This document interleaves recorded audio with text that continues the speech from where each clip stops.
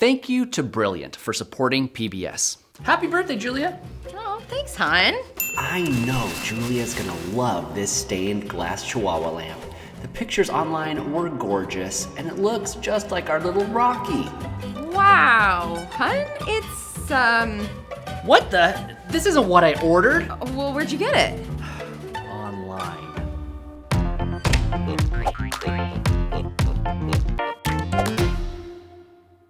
The difference between this image and this, whatever it is, may be stark, but it's not exactly new. Advertisers have been using misleading imagery since there's been advertising. Campbell's used to fill a bowl with glass marbles before adding the soup to keep the chunks close to the surface.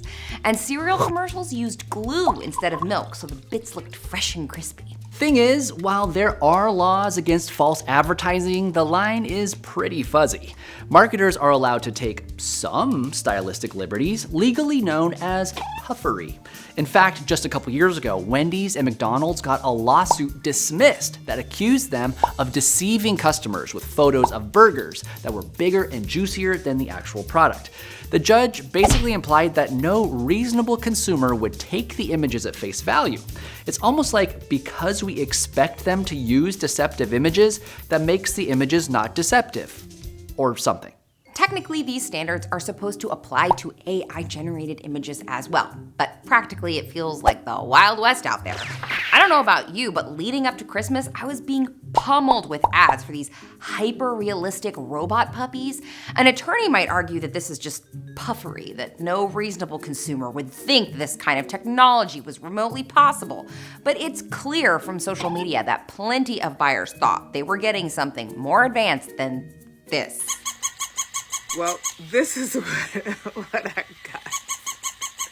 Well, you know what they say. Caveat emptor. That's Latin for let the buyer beware. I know. The phrase has been popular for at least 400 years as an acknowledgement that in most transactions, the seller has the upper hand because they know much more about the item being sold than the buyer does.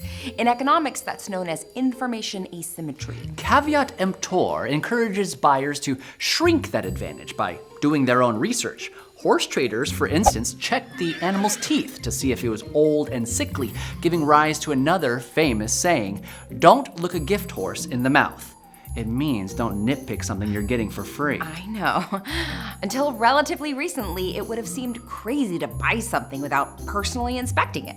I remember going to the department store with my parents, and my dad would actually open boxes and handle the product to get a sense of the quality. But today, all we have to go on are pics and descriptions, which are already heavily manipulated, and now, thanks to AI, might be completely fabricated.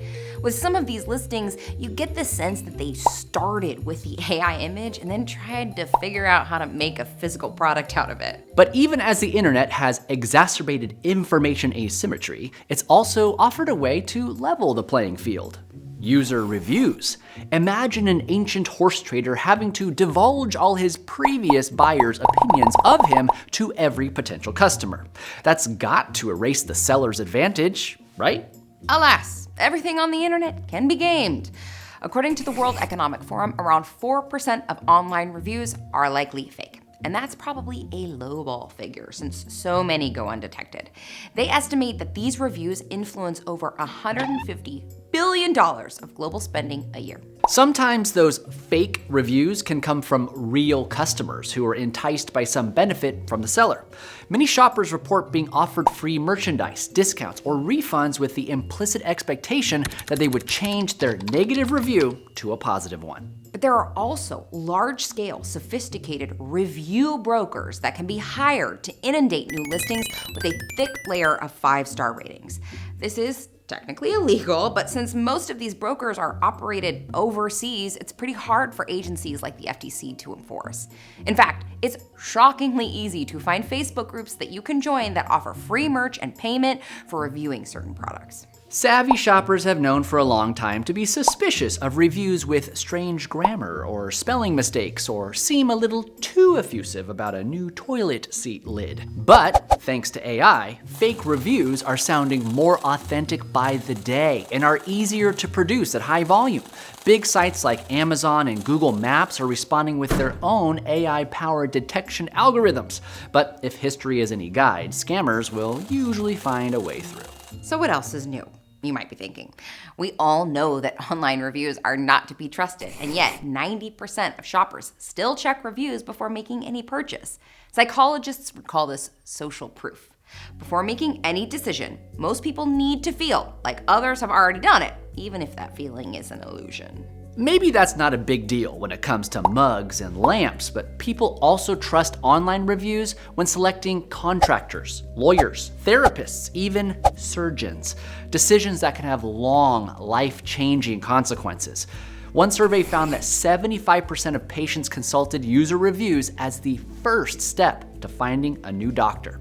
However, multiple studies have shown virtually zero correlation between a medical professional's online rating and the actual quality of care they deliver. How is it that with all our technological and economic complexity, it's still so easy to game the system?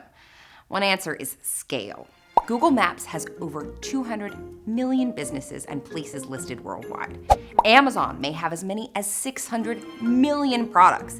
Even with sophisticated AI gatekeepers, it's not hard for fraudulent products and reviews to blend in with such a massive crowd. Step 1.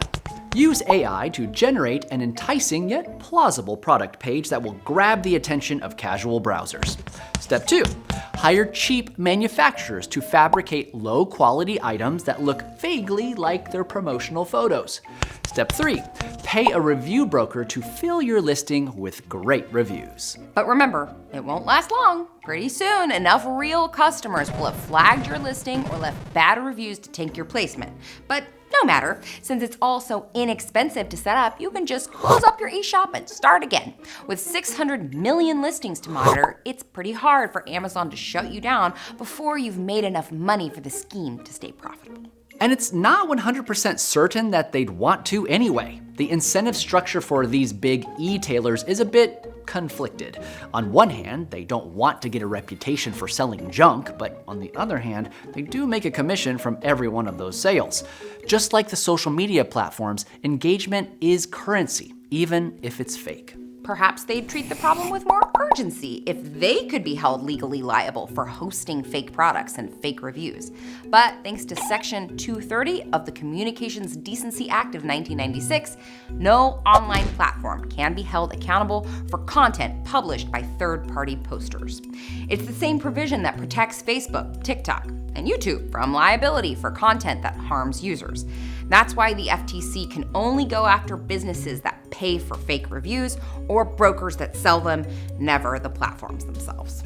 The one thing mega retailers like Amazon usually offer is returns, which is a good way to protect consumers from scams, but only if they use them.